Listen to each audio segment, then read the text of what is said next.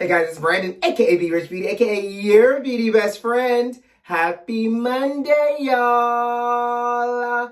We got a lot of things to talk about, and happy post-Thanksgiving, y'all. We're going to talk about the fight, the BET Awards, and Kevin Hart got into a little trouble over the weekend. He's talking about it. We're going to talk about that and a lot more. You know what to do. Grab your tea, grab your beverage. Let go.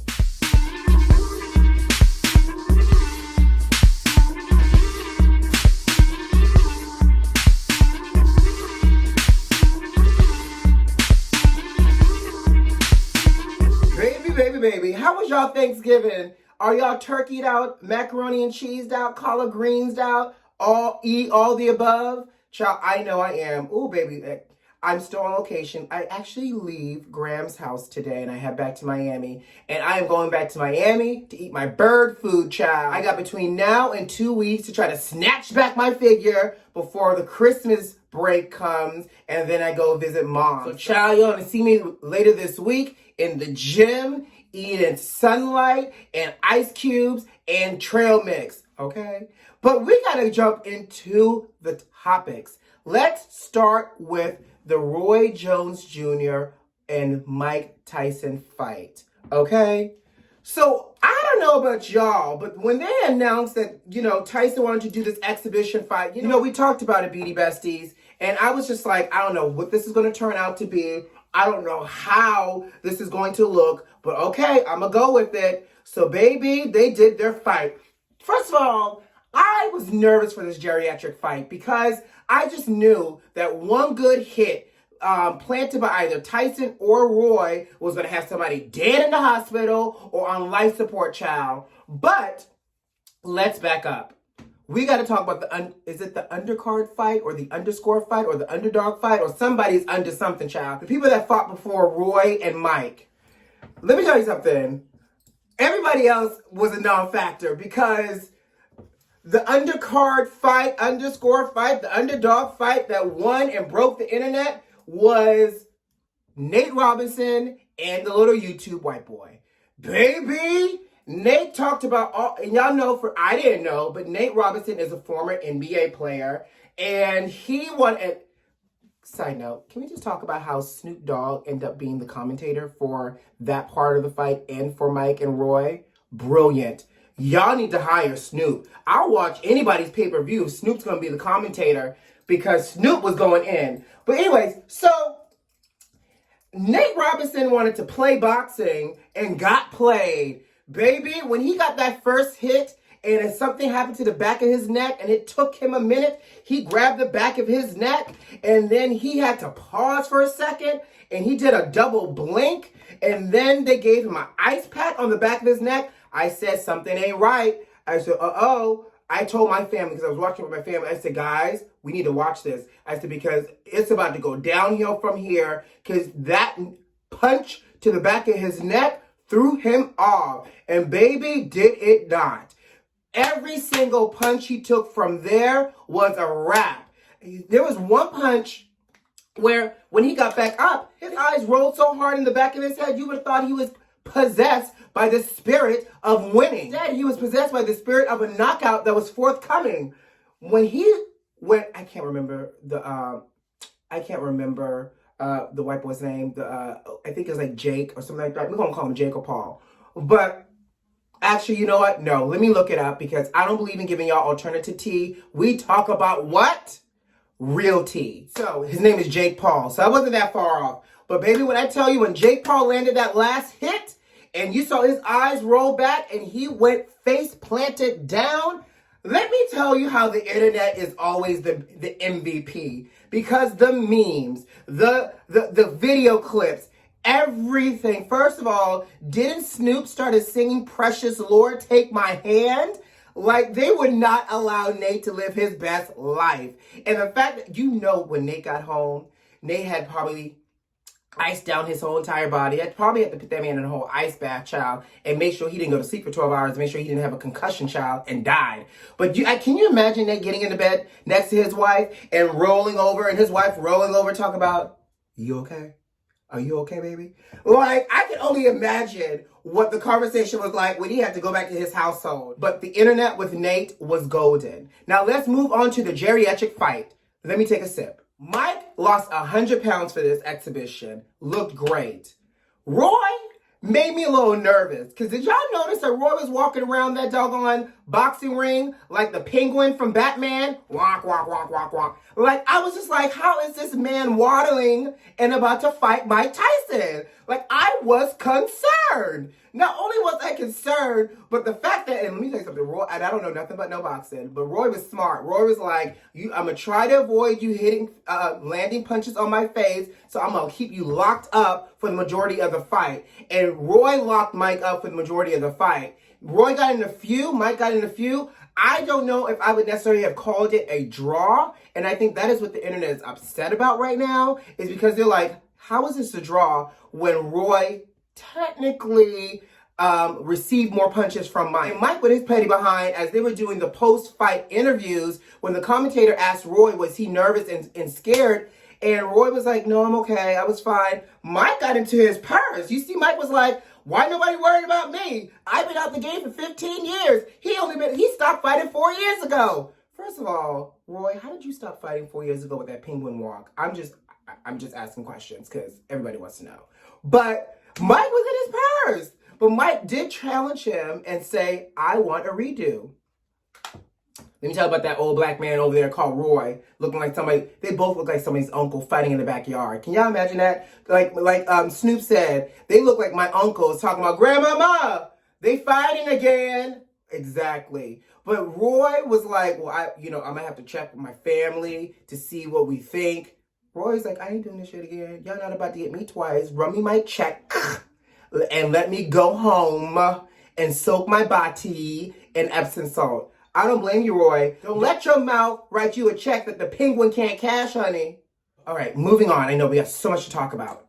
So, Petty Betty, 45, Trump, his camp is now saying he's going to be doing lots of petty events to try to take away the thunder and the fanfare that's going to go behind Joe Biden becoming our 46th president. Now, the rumor is that Trump is trying to plan an event to be held the same day as Joe Biden's inauguration. And the event, catch this, is him announcing his plans to run in 2024. First of all, sir, you can have your event all day and all night, but I guarantee you hold an event at the same time as Joe Biden's event, Joe Biden will still have more people attending his inauguration than you did with yours. That's the first thing. Second thing is, why isn't the Republican Party done with you yet? Like, how is the... And maybe it's just him overreaching and the Republican Party will be like, yeah, you by yourself in the corner, baby. But first of all, how are you going to announce on somebody's inauguration that you plan on running in 2024? The Republican Party needs to be done and through with you. But the rumor is, like I said, that he's trying to hold an event to announce his candidacy for 2024 the same day as Biden's inauguration. The other rumor is that he's planning on doing as much as he can to sabotage the Biden administration and to also create a little bit more of a boycott to the Biden administration as well. I don't expect anything less than this pettiness from him, but the rumor on the street, grab that teacup, beauty besties, is the fact that they say that Melania Trump is planning on writing a book, a memoir, honey, of her experience and her feelings in the White House as First Lady. Now, we all know that Melania won't be really writing the book.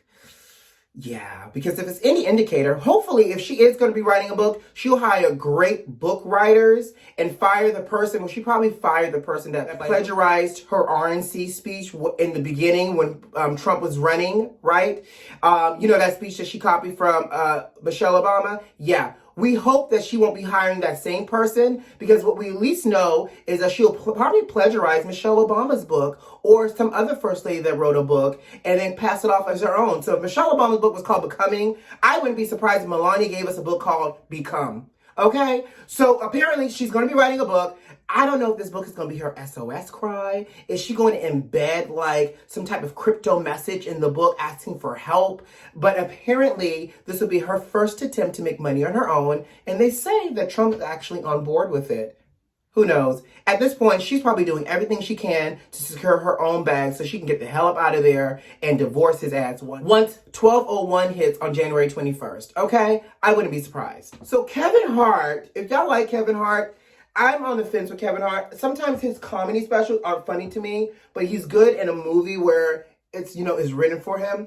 Well, he got into some hot water because he has a new comedy special on Netflix called Kevin Hart, Zero F's Given. And apparently in the comedy special, he makes mention of his oldest daughter and said that his oldest daughter, and I'm paraphrasing because I didn't watch it, but I'm reporting the news to y'all, that apparently his oldest daughter had hoe-like behaviors.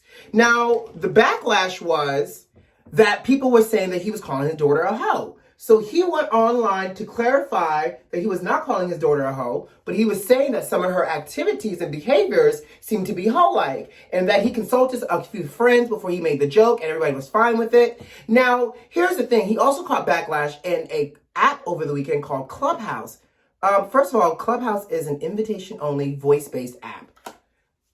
Excuse me now? There's invitation-only apps? How do I get an invitation on Clubhouse? Apparently, all the people in the know are on this app, child. Celebrities, famous people, scientists, influencers. I'm just trying to get me an invite to this app because it's invitation only. So apparently, what happens on this app is that you could jump into different clubhouses and club rooms, and there will be people in there speaking and talking about different topics. So apparently Kevin Hart was in a clubhouse this weekend talking about different topics, and somebody asked him about his comment about his daughter, and from there it just went left and right. And so he was saying that one clubhouse he doesn't take serious, but obviously he has a new special with COVID. The touring and the promotion of it isn't the same. So he was leveraging Clubhouse to promote his new comedy special. And he also took that moment to also clear up his comments about his daughter.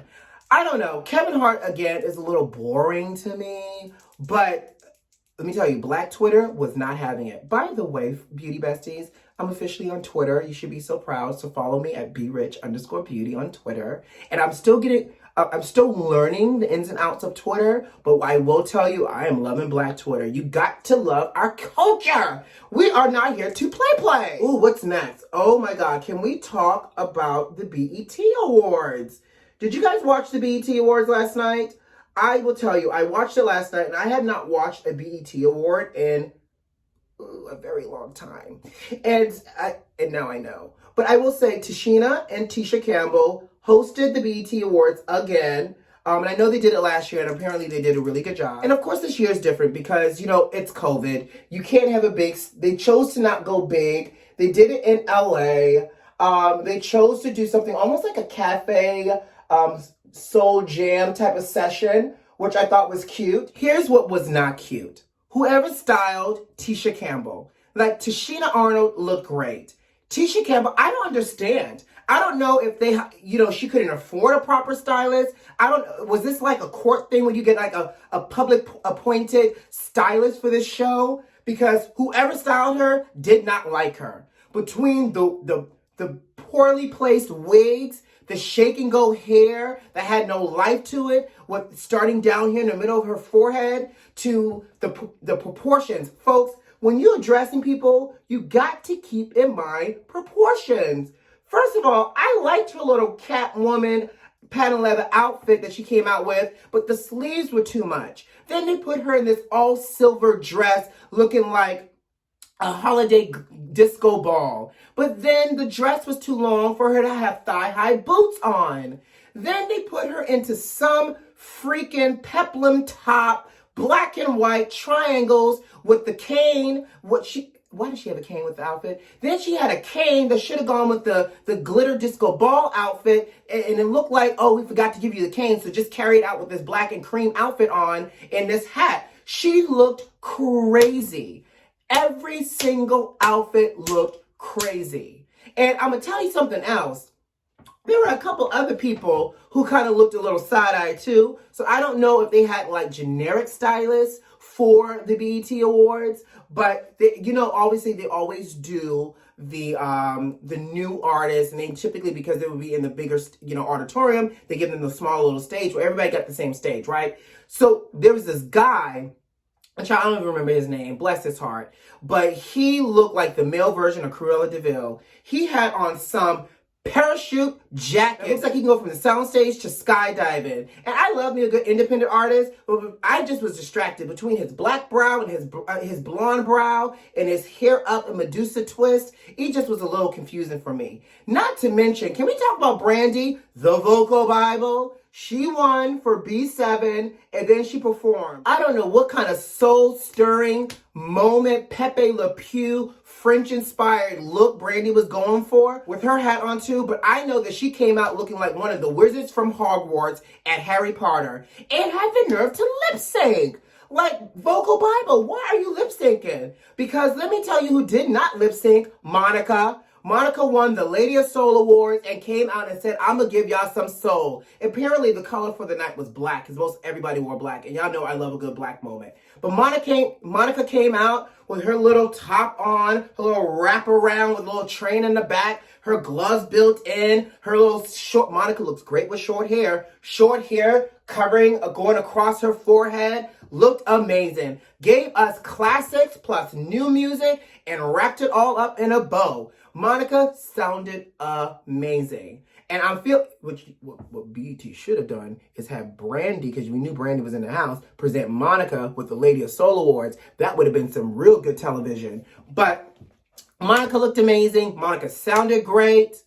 LMA, boring. Jasmine Sullivan looked great, sounded great. But sent in a whole music video. Like, sister didn't even show up to sing live. Jasmine, what else you got to do? You got a whole new single and an album that's not finished. Show your ass up and perform live on this Cafe Soul, McCafe style type of stage over here. Sing, sis, sing. But don't give me no video, like a whole music video. Then they did the little soul cipher. Ooh, I love that soul cipher. Stokely, Shantae Moore, Shanice, PJ Morton. Baby, let me tell you something. They all sounded great. First of all, Shanice always sounds great. I just need Shanice to be styled a little bit better. Between her shake and go wig that she pulled out of the bag, shook out 3 times and stuffed it on her head, Mama sounded great. But let me tell you who really looked good, who really came through, Miss Shantae Moore and that whistle. Fair frosted hair, the wig was a little heavy looking on her head, but Mama body was snatched. Her face was beat. She looked age appropriate. Her voice was in perfect voice. PJ Morton, you got to love PJ Morton's voice. And I forgot how great of a singer Stokely was. Stokely, those boots were cute. And I love that leather beret. But that soul cipher, I could have had that for about 3 or 4 more minutes. CeeLo, now I'm going to tell you something. I like CeeLo for his music. I think he's a weird little man. He came out in his all red leather outfit looking like a hot tamale, but he had me and my family standing up and dancing in the living room. That is what you call a performance. CeeLo's song, and I don't know what the name of the song was. I don't know if it's off a new album, but CeeLo's a good entertainer though, and he really did deliver. And I got to talk about Uncle Charlie and Smokey Robinson. They came out singing a duet together. And then Uncle Charlie went from singing the secular music into the holy music, child. I don't know if it was a proper tribute to Rance Allen, but you got to love the fact that Uncle Charlie and Smokey Robinson are still performing. Uncle Charlie is the smooth uncle that actually got a good sense of style. And Smokey Robinson is the uncle that was fine back in the day, that still pulls out his finest pieces from the 80s, but people let him slide because you still got the blue eyes. That's what Uncle Smokey is. And they look like somebody's real uncle at a family reunion. So I appreciate for the culture. Soul Train is a staple. It was a little bit of a snooze fest. I don't know if I want to see Tashina and Tisha's hosting it again next year, or if they do, better styling for Tisha and maybe some better jokes. I don't know. But I got to go. Guys, I hope you have a great Monday. I hope you had a great Thanksgiving. Set your intentions for something great this week, and I will see you on Wednesday. But before I go, you know what to do. Subscribe to the channel if you like this video, leave me a comment, and make sure those notifications are turned on. Who loves you? I do. Bye.